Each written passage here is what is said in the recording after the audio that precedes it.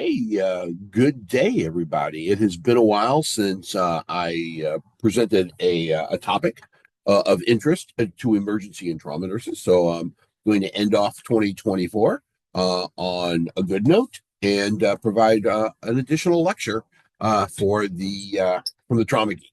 So Happy New Year to you all. It's December 31st as I make this recording, and wanted to go ahead and try to squeeze one more video in before the year ended. So we're going to talk today about geriatric trauma. The new catch term isn't geriatric anymore. If you haven't been kind of on the bandwagon here, it's actually older adult trauma. I just haven't updated these slides yet. So we will be talking about older adult trauma today, and we'll be talking about it in the vernacular of this is not your grandparents' types of injuries. And we definitely are seeing a very different type of older adult trauma as we take care of these patients in our emergency departments and our trauma base today. So hopefully you all do know who I am, but if you don't know me, my name is Steve Weinman, and I'm with the trauma program at St. Joseph's University Medical Center in Paterson, New Jersey. We are a state designated trauma center, and just like probably all of you watching this, see a significant number of older adult injuries coming in our doors, both in our main emergency department as well as our trauma resuscitation base. So I'll be giving you kind of a talk that I give to our niche group at St. Joe's, which is basically a geriatric or an older adult series of learning modules on the same topic, but be obviously putting it on a little bit of a different focus today, talking about trauma in the older adult. And it's not so much a clinical talk as it is kind of more kind of a my view of how we as trauma clinicians, emergency clinicians really are not treating geriatric or older adult trauma patients the way they probably need to be done, treated, and some reasons behind that.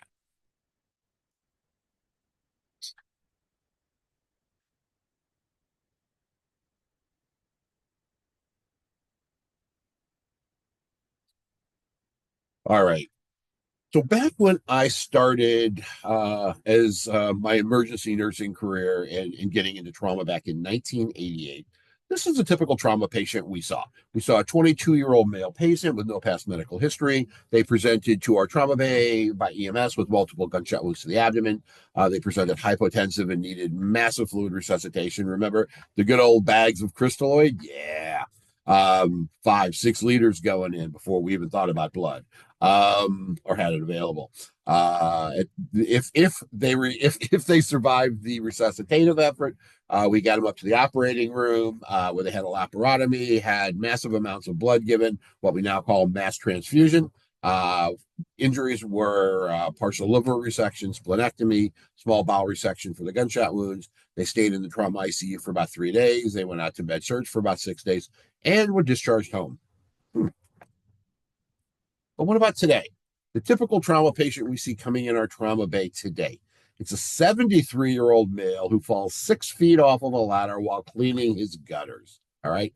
He's got a past medical history that includes atrial fibrillation and MI. He has prostate cancer. He's got a couple of CVAs, and he's on a blood thinner, and he's on a multitude of other drugs. Diagnostically, he falls, hits his head, develops a subdural hematoma, subarachnoid hemorrhage. He's got a stable C spine fracture as well as some T spine fractures and multiple rib fractures. He stays in the trauma ICU for 17 days, but while he's in the trauma ICU, he goes through respiratory failure. He has to be trached. He goes through kidney failure. And we do multiple goals of care conversion throughout his 17 days in the trauma ICU.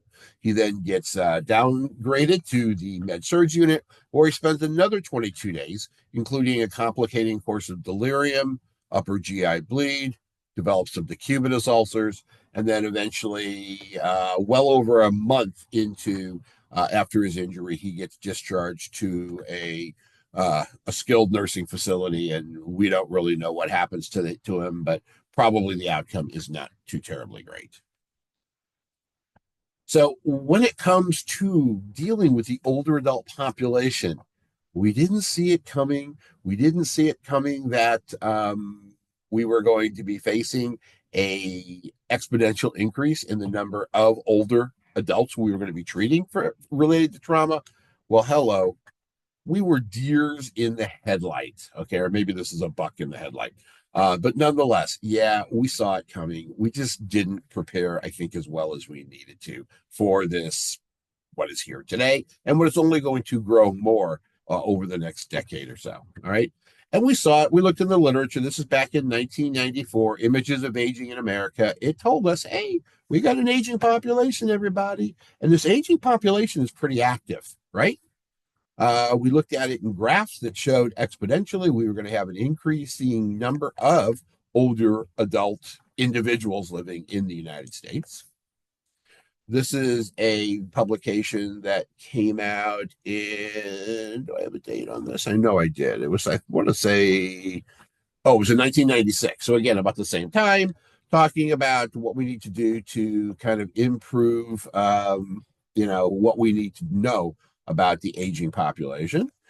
And also the fact that, again, this aging population is a different population. It's not our grandparents' population, or at least my grandparents' population, right? When I grew up, my grandparents looked like grandparents, right? My grandmother, bless her heart, loved her to death. But from my earliest recollections as a child, she looked like my grandmother. She looked like the proverbial grandmother. But nowadays, grandparents don't look like grandparents. Older adults do not look like older adults. But again, we needed to be prepared for the onslaught of what was happening. And guess what? We just didn't see it happening, or we just aren't there yet. And this was an interesting article. This was published in the New England Journal back in 2006. So it's about 18 years old now. But they looked at a national evaluation of the effect of trauma center care on mortality. And what they showed is they showed if you were less than 55 years of age and you went to a trauma center, you got better care. You were more likely to survive. But if you were older than 55 and you went to a trauma center, not so much. In fact, you know what? You were only marginally better than going to a non-trauma center with your outcomes. So it really kind of pointed out over a decade and a half ago that we need to get our act together and we need to start thinking of trauma patients, of older adult trauma patients, much like we needed to be thinking about pediatric trauma patients. It's a whole separate special population unto itself that we have to evolve ourselves into from a trauma care standpoint.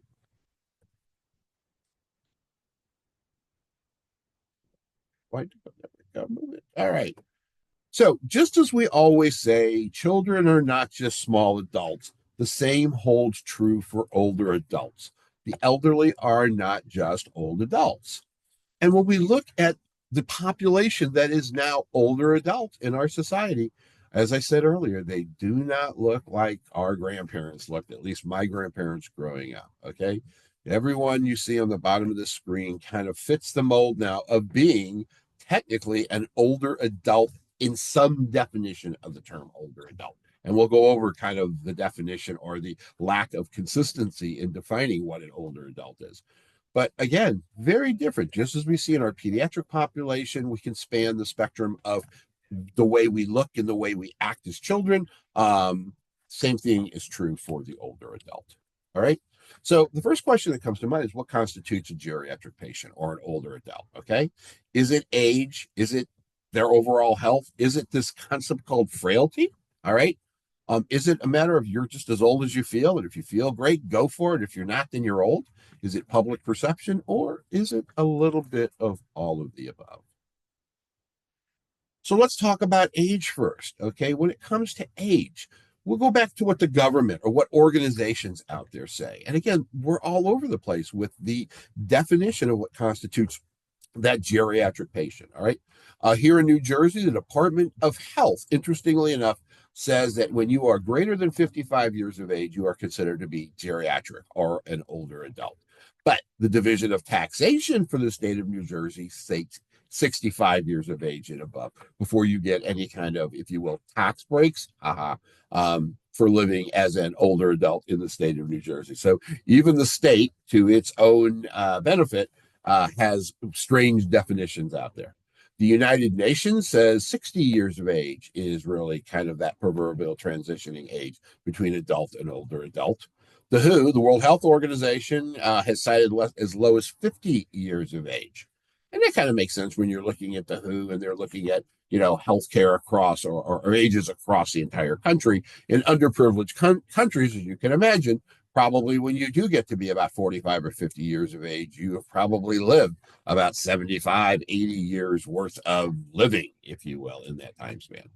The American College of Surgeons, which certainly as a trauma center, we certainly are beholding to them. The American College of Surgeons says 65 years of age is that proverbial cutoff. And the literature itself is all over the place, going as low as 50 and as high as 75 years of age, which I personally like 75. All right. And then Wikipedia, my favorite, good old Wikipedia, they classify the older adult as the young old adult, so 60 to 69, the middle old adult, 70 to 79, or the very old adult, ages greater than 80. So again, we're all over the place when it comes to what constitutes an age definition of an older adult.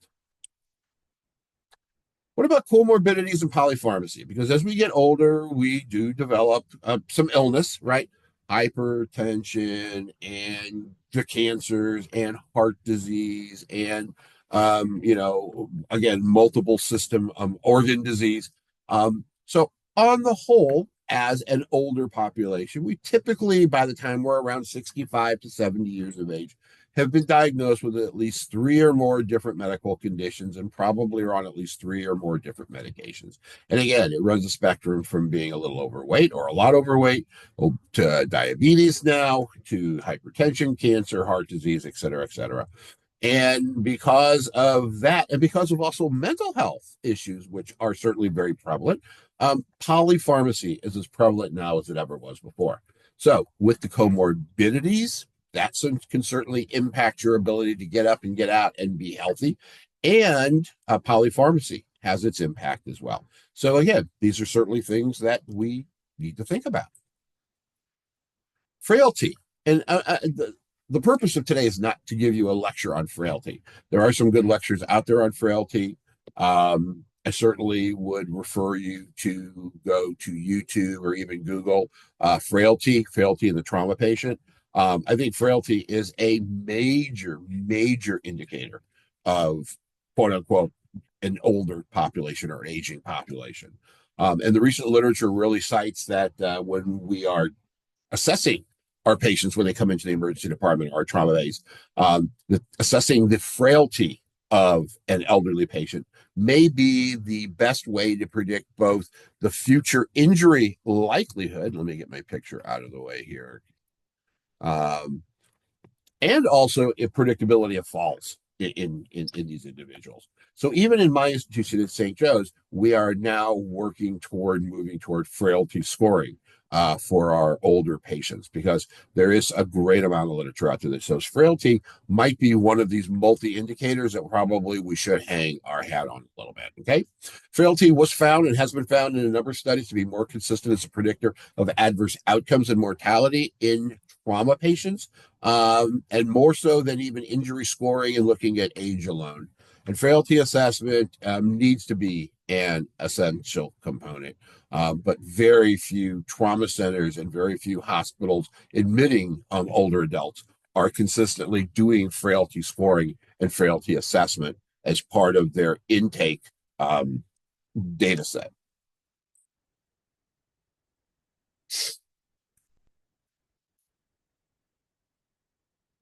In trauma care, there is the Trauma Specific Frailty Index, or the TSFI, and it really looks at about 5 different variables, and it looks at 5 different categories and about 15 different variables to come up with a trauma frailty index.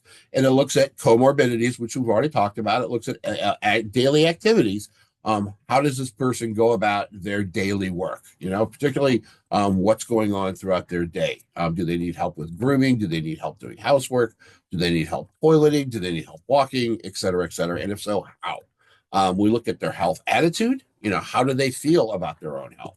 What is their sexual function? Sexual function has also, just like frailty scoring, is a very high indicator of frailty or lack of frailty in our aging population. And then looking at serum albumin as a marker for nutritional overall nutrition status. Okay. And basically, if you use the TSFI, and I don't promote the TSFI over any of the other frailty scores that are out there, but it certainly is one of the few trauma specific frailty scores. The way you kind of look at this in its totality is you kind of go through each of the categories, you look at each of the variables, and then ultimately what you do is you add them up and then you divide the total score by 15. And the individual is considered to be a non-frail individual if their score is less than 0.25, and they're considered to be frail at greater than 0.25. And greater than 0.25 will be in indices for that they probably need additional care, consultation with geriatricians while they're in the hospital, palliative care consults if appropriate, physical therapy or occupational therapy, referrals, et cetera, rehab, anything like that, in an effort to again, keep them from becoming a repeat, keeping the recidivism down for them becoming repeat patients. Now, moving on beyond frailty, there is the old adage, you're as old as you feel. And I think this speaks for itself, right?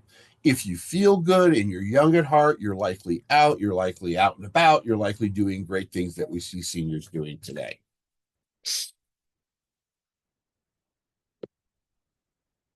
Here's two elders. Here's one at 97 zip lining. And the quote really was, I'm only 97, so I figured, why not? Right? Here's Dr. Fauci. Dr. Fauci at 83 years old, and he said it himself. This was an interview probably a little over, not quite a year ago, earlier this year. I may be 83, but I feel like I am 55.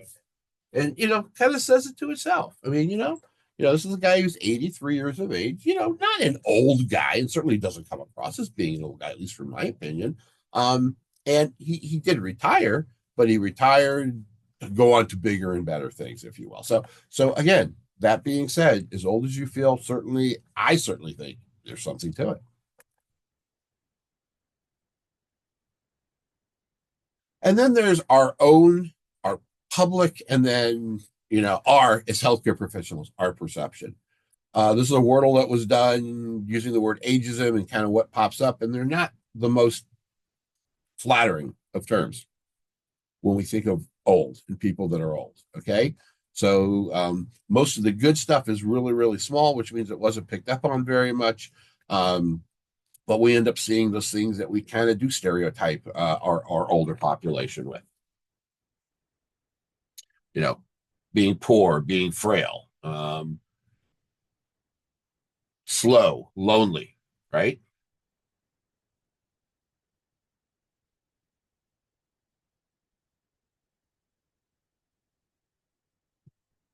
So again, not the most popular things in the world. And we see the comics that are out there. We laugh at them. They're great. They're funny. But I mean, the reality is they all certainly a kind of lend into the ageism component. All right. So let's take, again, a little bit more closer look at the geriatric patient, which, again, runs the gambit, as we see, from those that look like they're kind of getting old to those that are like, oh, my God, you're 70 years of age. You don't look, any older than 50.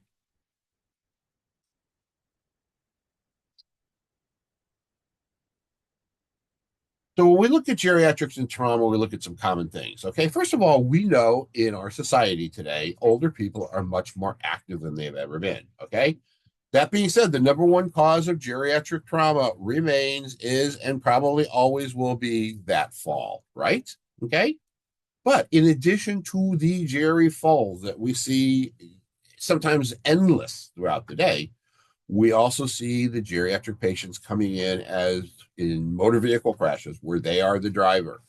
In our own center, it's not uncommon for it to be an 85, 86, 87-year-old person who comes in who's driving a car that's involved in a motor vehicle crash, right? Pedestrian struck. In New Jersey right now, we have seen a monumental increase in the number of pedestrians struck, and that's particularly true for the elderly. In fact, as we're sitting here today on New Year's Eve of 2024, my pager just went off not long ago with regarding an 87-year-old pedestrian struck that came to our trauma center just within the hour. So again, an 87-year-old that's out walking around, hopefully independently living, hopefully continues to be so after being struck by the car. We'll see, right?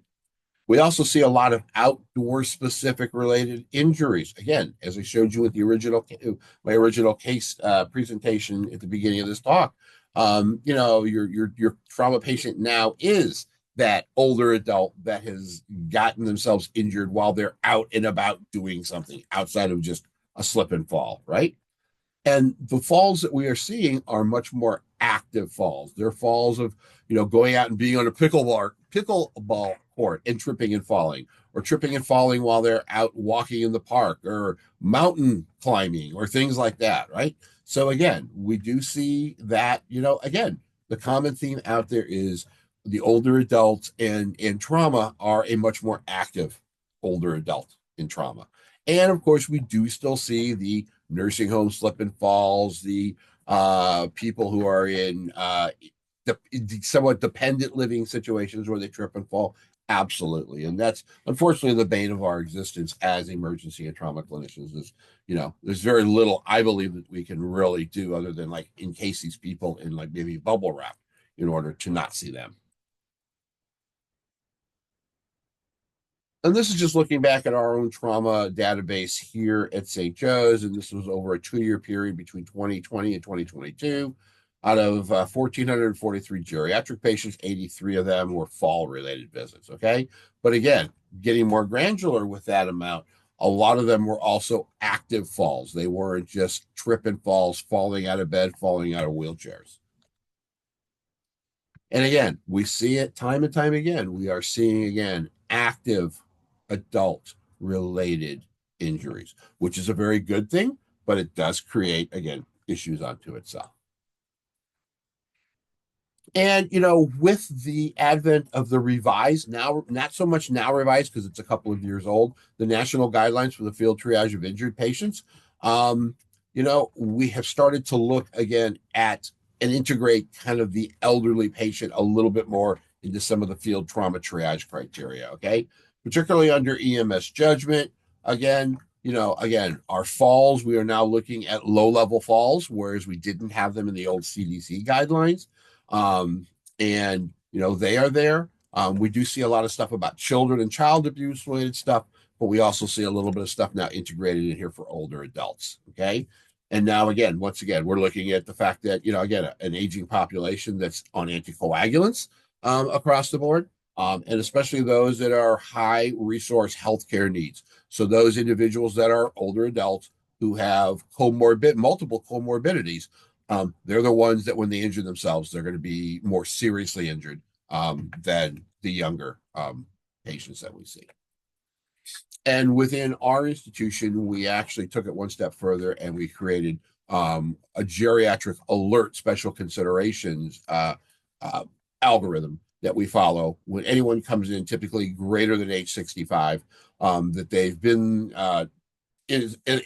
been some trauma related incident, that they go through a quick checklist, and they actually are prioritized over other patients coming in, just because we know the occult nature of trauma in the geriatric population, particularly, again, those that aren't the anticoagulant. So what we have noticed with that is we get more prompt evaluation and intervention. We get a much quicker multidisciplinary care approach going. And we also acknowledge and respect the patient's preferences for more expedited care. And it's worked out very nicely in our institution. All right, but you can lead a horse to water and you can't make it drink. So despite the refined, efforts that we're trying to put forth of being a little more educated about our adult trauma population, we're still not seeing that the needle move fast enough, okay? And again, when we look at some of the things that are going on there, it is really systems related issues. It's family related issues. It's issues within the EMS community. within our own vices as clinicians in the emergency department. Um, a lot of us still lack the understanding that even minor injuries in an older adult can be very severe. All right, rib fractures are often very occult in this population, and multiple rib fractures in a geriatric, or sorry, an older adult patient have much higher mortality and morbidity than they do in a younger visit. Okay. There's also patient and family preference that also goes into sometimes the patients not being rooted to appropriate levels of care, particularly the trauma centers after an injurious event. A lot of it is because the individuals are connected to their community. So they don't want to leave their community and go to a trauma center, which in many cases is outside of their community. Perhaps they've gone to a local or a community hospital for years, and if that's the only place they want to go, sometimes they won't even go to the hospital. They only want to see their healthcare professional, their doc, their nurse practitioner, okay? And they want to stay close to home. So a lot of these things do feed into the fact that sometimes, even though we might recognize that the patient is injured and maybe should go to a trauma center, that maybe we can't get them to go because, again, we've got these preferential, vices that remain handy. But unfortunately, even when these patients do arrive at the trauma center, we are certainly finding that a lot of trauma centers, and in fact, unfortunately, most trauma centers are still very ill prepared to be able to handle the extent of the injuries and discover these injuries in a timely fashion. As I mentioned it at our institution, we certainly step it up a notch by creating kind of this Jerry approach, a Jerry alert approach. And I certainly would recommend other places do it as well. But we still, again, need to universally develop better thresholds for identifying our older adult injuries when they come in, and then identifying thresholds to determine the extent of these injuries much more quickly. Okay. Even within defined trauma triage and activation protocols, we tend to find compliance with activating the trauma team for older adults is typically poor. And the elderly or the older adult are under triage twice as often as other adults. And, again, a lot of stuff going on there. Maybe some communication issues, particularly in our elderly patients who may come in injured, who have some degree of dementia, Alzheimer's. We also develop neuropathies as we get older. I don't know how many times, in a trauma bay or even in the emergency department, we've had an elderly slip and fall. They've come in, they've got rib fractures, but even on palpation of the thoracic cavity, we're not eliciting the type of response we would expect for rib fractures. And very often they go unchecked. And if we don't pan scan them or get x-rays on them, then sometimes we miss these injuries. So again, we have to be very, very vigilant with these individuals when they come in status posted injury.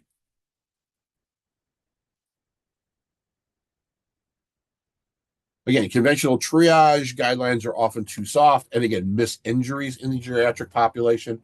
We all know there are no normal vital signs when you are geriatric. Hypotensive blood pressure parameters have been shifted and are higher in the elderly population. Again, trauma triage criteria say that a systolic that is less than 110 millimeters of mercury should be considered hypotensive in an older adult until proven otherwise. Heart rate parameters may also be too high.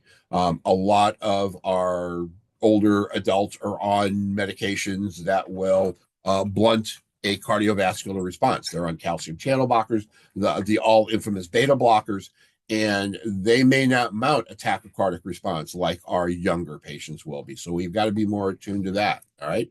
Again, neurological changes that are going on within the patient's normal physiologic aging become problematic.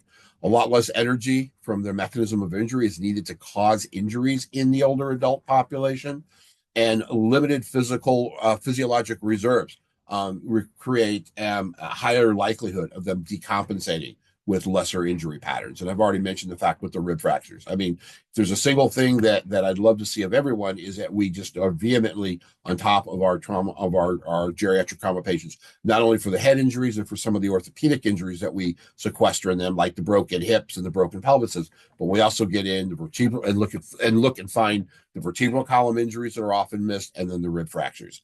And rib fractures, again, these are very, very problematic. Should we use age as a criteria for trauma team activation? There's a couple of studies that have been done. They don't really tell us, give us any good data to hang our hat on, right? There's the triage greater than 70 criteria, basically, that told us that early ventilatory intervention and earlier resuscitation and more consistent critical care admission will lower mortality. Well, I think that that's probably true for anyone who's traumatized. Okay, but they certainly looked at it in the older than 70 population and certainly found that to hold true. So again, it's just being more attentive to the older adult needs. There's the A55 criteria, the age 55, and taking an anticoagulant. We found that under triage rates went from 13% to less than 2 when we started using just the fact that they are over 55 and on an anticoagulant as a factor to look at them a little bit more closely. These patients in this study had a shorter time to CAT scanner, but the outcomes weren't reported. So we didn't look at 24-hour and 30-day mortality statistics on that. But again, I think, again, if we are more vehement in the care that we provide these patients when they come in, we are going to pick up on some of these occult injuries that we were otherwise missing, and we are going to intervene a little bit more appropriately and a little bit more quickly than we nominally do. Gone should be the days with a 75-year-old on an anticoagulant who trips and falls and hits her head, but is alert and oriented upon presentation, where they're put in a room and they're treated just like any other trip and fall with a minor head laceration. Okay. Again, assessment of geriatric trauma patient, very, very systematic in our approach. We need to be very consistent with it. We need to be thinking, again, some of the key areas that we're looking at are injuries that involve the head, particularly, again, what goes on inside the head, vertebral column injuries, injuries to the orthopedic areas, again, pelvis and bony injuries. And don't forget the chest. Don't forget these rib fractures. Real problem. And look at what their past medical history is. Look what medications they're on. Okay. I don't know how many times in my practice we have had a person and we're looking over their medications as part of the care we're providing a older adult and finding they're on multiple meds that they probably shouldn't be taking together. Okay. They've got 5 or 6 different specialists they're seeing, and communication isn't always great, even with EHRs, isn't great amongst the specialists, and they're on drugs that are interacting with one another and are predisposing them to things like falls or get sleepy behind the wheel of the car. And a lot of it's right intervention at the right time. So basically, resuscitate before anything that's not essential. Okay. When it's necessary to wait, we wait, but don't wait too terribly long.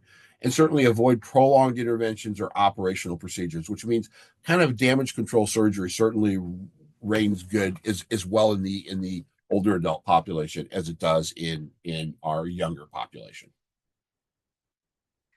And at times you need to be a bit of a detective, right? What came first, the chicken or the egg?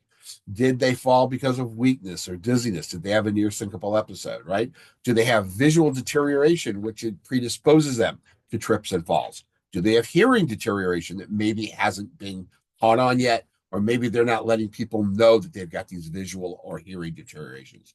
These neuropathies of aging that occur. Again, we see these a lot in our elderly population that trips and falls and ends up with rib fractures, but they're not complaining of any rib pain or any chest pain. And it's not until you get down there and actually put your hands on them and palpate that you all of a sudden get a little bit of a wince or a little bit of a complaint that, yeah, I do have a little bit of discomfort over there. You get an x-ray and boom, they've got 4 rib fractures that probably for you and I would have put us out of commission for a week. But for them, they're not feeling it. Okay. But again, picking up on these things, because even if they're not feeling it, when they're taking those deeper breaths, or they're going to be splinting a little bit and not taking those deeper breaths, they are going to, predispose themselves to atelectasis, pneumonia, and possibly even respiratory failure. And research needs to be done. Again, there's a lot of research out there. I'm not going to get into it for the purposes of today, but there's a lot of research out there that are really showing that, again, treating them in a timely fashion, and even a more timely fashion than our younger patients that are able to compensate, are very, very important. Okay. And we also want to avoid the hazards of hospitalization. So for those of us that are treating patients beyond, the trauma bay, beyond the emergency department, and if you've had any family members, especially older family members that have been in the hospital, how quickly you become deconditioned. You know, you're in the hospital for just, a relatively few days with a modest medical condition. And it's amazing on discharge how deconditioned you become. All right. We do run aspiration risks, particularly again with the elderly, particularly if there's a lot of procedures, if there's any operative interventions done, if they have to be intubated or any respiratory interventions. In hospital falls, even though the hospitals go out of their ways astronomically to prevent falls in the hospitals, they still often do occur. So we have to be vehement shepherds to make sure that doesn't happen. We have to understand when the elderly come into the hospital, delirium is a big, big, big issue. So trying to keep them awake and oriented and alert and attuned to their surroundings become important, as is mobility to keep pressure stores from accruing. And then ultimately, they do have an accelerated functional decline when they are in the hospital. Again, I'm not an inpatient nurse, but I can certainly tell you from family members that we've had that I've had that have been hospitalized, and even not so older family members, the amount of functional decline that'll happen if a person is hospitalized for even more than 3 or 4 days is quite eye-opening. And geriatric expertise is a must. We, as emergency departments, we as trauma centers, must have geriatricians that are on staff and are part of an interdisciplinary team. All right, looking at things from a medical standpoint, from a psychological standpoint, and from a functional capacity standpoint. And the goal is really bringing an interdisciplinary team in for the older population that will provide coordinated and integrated care with the goal of getting them back out functioning to the same level as prior to coming into the hospital. And again, we know this time and time again, the trajectory of functional decline after a critical illness is epidemic in our older adult population. It doesn't have to be that way, but again, it's a resource intense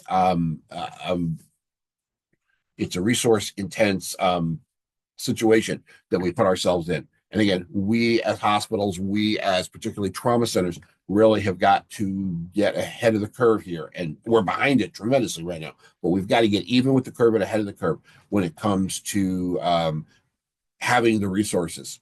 And we just don't have the resources right now. And that's something we have to work on. I know easier said than done, but it's the truth. And then discharge planning. Okay, discharge planning again. Discharge planning begins with admission, right? So we want to discharge to home where at all possible. If we have to discharge to home with assistance, we want to make sure that we can work and make sure resources are in place to be able to get people discharged home with whatever level of assistance they need.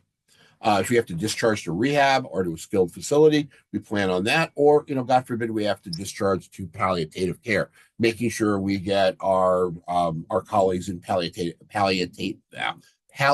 care involved as soon as possible, makes for a smooth transition from the hospital back to home.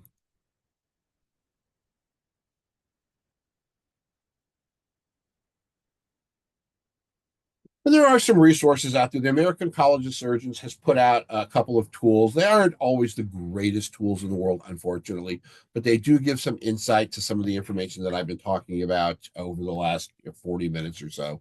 And again, important to kind of call out that we've got to get some good data, some good research out there. And we do have, particularly in the trauma world, we do have a handful of trauma clinicians that are doing some very good research and giving us some good insights, frailty being one of them, with regards to how we can manage our older patients even better. All right. We have to also be mindful of trauma abuse. It is problematic. It is a growing epidemic as well. So we need to be very cognizant of the fact, just like with our pediatric patients, is the person who's coming in, are they a subject of elderly abuse? Knowing that there's more than just one form of abuse, which we think about physical abuse, but there's a lot of different forms of abuse in our elderly population. And our role as clinicians is to try to be introspective, identify these types of situations when they come up, and again, get internal referrals done. We have in our emergency department, we have geriatric navigators that we can get involved, and we can get them working on the case if we identify any kind of peculiarities in our older adult populations that come in. And I certainly think that this is a great approach for emergency departments in general to take. All right. So really, in summary, geriatric outcomes really are directly linked to the health status of that individual at the time of injury, but we can minimize poor outcomes by keeping ageism in check, okay? By making sure we improve access to trauma center care. So it means in the pre-hospital environment that patients are being appropriately triaged and routed to trauma centers. We lower our thresholds for trauma team activations in our patients that present that are of the appropriate age, greater than 65, okay? It means we're going to over triage more patients as a result. But again, we have the American College of Surgeons gives trauma centers a little bit of bandwidth when it comes to over triage. And what we don't want to do is we don't want to under triage this population, because this is a population that has a disproportionately high mortality when we under triage them. All right. We want to have good multidisciplinary care that's involved with the patient from the time they arrive in our facility, are admitted to our facility, and then ultimately discharged. And then we also have to acknowledge that patients are set in their ways at this age. So we have to look at patient preferences as part of our plan of care, and we have to be planning for end of life, unfortunately, if that is certainly a direction that we need to go. All right. Well, I hope this has been a decent insight into geriatric trauma, particularly the trauma patients that we're seeing now that are older adults.